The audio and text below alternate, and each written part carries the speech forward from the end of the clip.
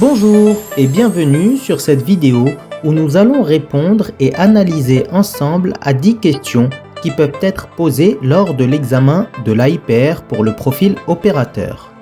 Pour votre information, toutes les questions susceptibles d'être posées lors de l'examen AIPR sont disponibles sur le site aipr.info afin de vous aider à vous préparer en fonction de votre profil. Nous allons procéder ainsi. La première question va s'afficher, puis au bout de quelques secondes, nous analyserons la réponse, et ainsi de suite jusqu'à 10 questions. N'hésitez pas à mettre en pause pour prendre le temps de bien répondre à la question. C'est parti!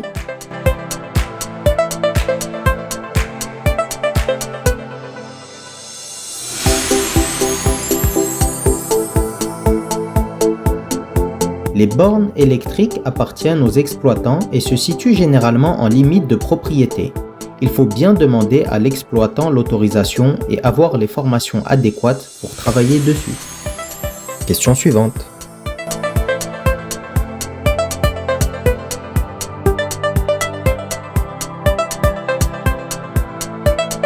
À partir de 30 mA, il est possible de subir une électrisation et à partir de 70 mA, un arrêt cardiaque. Donc oui, l'électricité peut provoquer une électrisation en basse tension. Question suivante.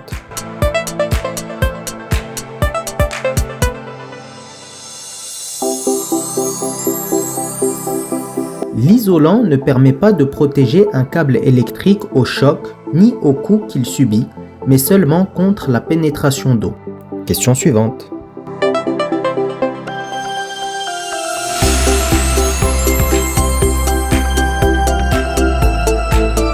Il faut absolument stopper le chantier car vous ne connaissez pas ce que contient la canalisation, gaz, eau, etc.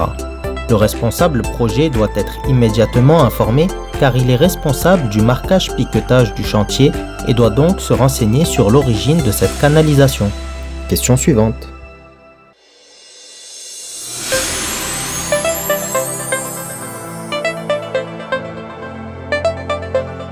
Il faut toujours se placer dans la situation pire cas.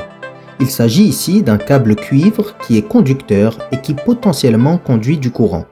Il est donc possible d'avoir un choc électrique au contact du câble. Question suivante.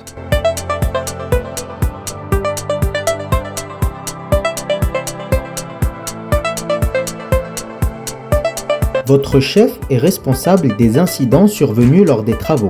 Il faut toujours le prévenir en cas de dégradation d'un réseau afin qu'il prenne en main la situation et vous dise quoi faire dans ce cas. Question suivante.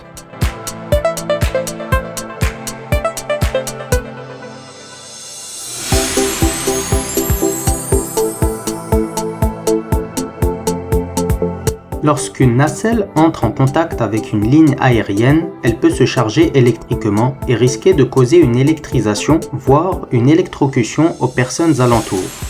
Pour ne pas engouffrer la nacelle encore plus dans le câble, il faut immédiatement couper le moteur pour stabiliser la plateforme et appeler les secours qui devront très certainement couper le réseau du câble et ensuite prendre en charge l'opérateur afin de le décharger électriquement et surveiller ses constantes vitales.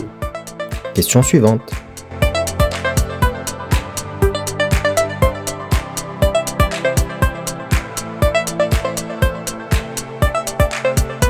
Le marquage au sol violet désigne un réseau de chaleur. Voici un rappel du code couleur imposé par la norme NFP 98-332 qu'il est important de connaître. Question suivante.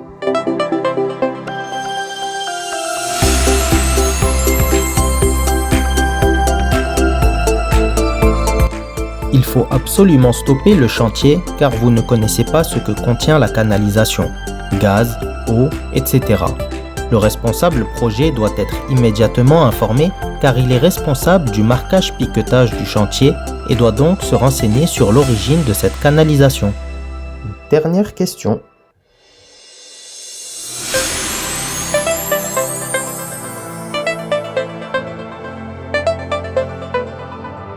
Si on manque d'informations sur une situation, il faut toujours considérer le pire cas possible.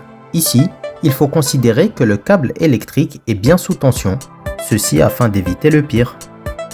C'était la dernière question.